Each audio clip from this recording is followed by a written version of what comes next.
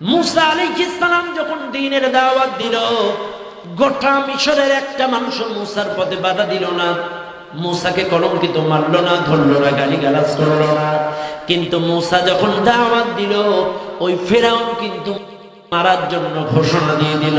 ওয়াকালা ফিরআউনু দারুনি আকতুল মুসা ওয়ালিয়াদউ রাব্বাহু ইন্নী আখাফু আন ইউবাদদিলা দীনাকুম আও আন ইযহিরা ফিল আরদিল ফাসাদ। ফিরআউন ডাক দিয়ে বলে, আমি মুসাকে হত্যা করব। কেন হত্যা করবা? ফিরআউন ডাক দিয়ে বলে, ইন্নী আখাফু, আমার ভয় হয়, আন ইউবাদদিলা দীনাকুম আও আন ইযহিরা ফিল আরদিল ফাসাদ, মুসা দেশব্যাপী ফাসাদ সৃষ্টি করে আমার আইন পরিবর্তন করে আল্লাহর আইন কায়েম করতে পারে, এই জন্য আমি মুসাকে হত্যা করব। ও দুনিয়ার মানুষ, তাহলে গোটা মিশরের কেউ একজন মুসাকে মারতে চাইলো না, মুসাকে মারতে চাইলো ফিরআউন। আর ইতিহাস সাক্ষ্য দেয় ফিরআউন ছিল তৎকালীন সময় শাসক গোষ্ঠী। তাহলে ফিরআউন মুসার পথে বাধা দিল। তাহলে বোঝা গেল মুসার জামানায় ইসলাম বিরোধী শাসক ফিরআউনই মুসার পথে বাধা দিল। এবার ইব্রাহিমের দিকে তাকান। হযরত ইব্রাহিম আলাইহিস সালাম যখন দ্বীনের দাওয়াত দিল, সাধারণ শ্রমজীবী গরিব মানুষগুলো মুসা ইব্রাহিমের পথে বাধা দিল না। ইব্রাহিমের পথে বাধা দিল তারা। ইসলাম বিরোধী শাসক ছিল নমরুদ। ওই নমরুদ ইব্রাহিমকে আগুনের মধ্যে ফেলে মারার চেষ্টা করলো। এবার আপনি তাকান আমার আপনার নবীর দিকে। আমার আপনার নবী যখন দ্বীনের দাওয়াত দিল, গোটা মক্কার একটা মানুষও নবীকে গালি দিল না, ত্রুটি করলো না, কলঙ্কের বোঝা চাপালো না। 40 বছর পরে নবীজি তার মায়ের বাড়ির কিছু লোক, বাবার বাড়ির কিছু লোক, মক্কার কিছু লোক, প্রতিবেশী নিল কিছু, চতুর্দিকের মানুষগুলো একত্রিত করে নবীজি ডাক দিয়ে বলে, শোনো আমার মায়ের বাড়ির, বাবার বাড়ির, প্রতিবেশীর মানুষেরা শোনো, আমি যদি তোমাদেরকে বলি ওই পাহাড়ের কিনারায় লোক লুকায় আছে, তোমাদের মারবে, কথাটা কি তোমরা বিশ্বাস করবা?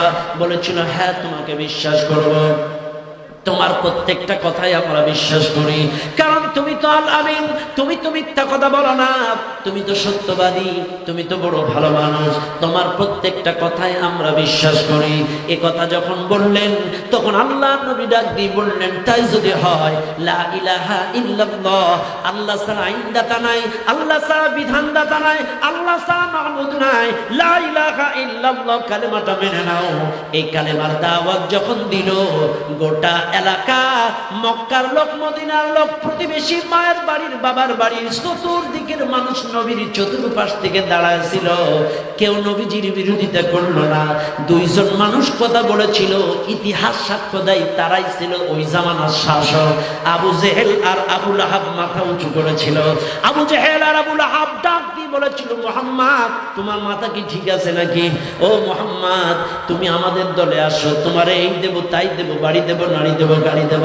চতুর্মুখী লোক দেখায় কাজ যখন হলো না, ওই আবু জেহেল, আবু লাহাব নবীজির রাস্তার মধ্যে কাটা, নবীজির মাথার উপরে পচা নাড়ি ভরি, নবীজিকে গর্তের মধ্যে মাটি চাপা দিয়ে মারার চেষ্টা, নবীজিকে শিয়াবে আবি তালিবের পাহাড়িয়া জেলখানার মধ্যে ঢুকে মারার চেষ্টা, নবীজিকে পৃথিবীর থেকে বিদায় করে দেবে, চতুর্মুখী ষড়যন্ত্র করা শুরু হলো।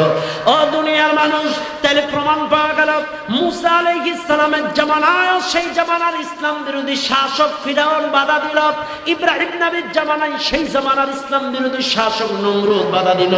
আপনার আমার নবীর জামানায় ইসলামের পথে বাধা দিল ওই জামানার ইসলাম বিরোধী শাসক ওই আবু জেহেল আর আবু লাহাব।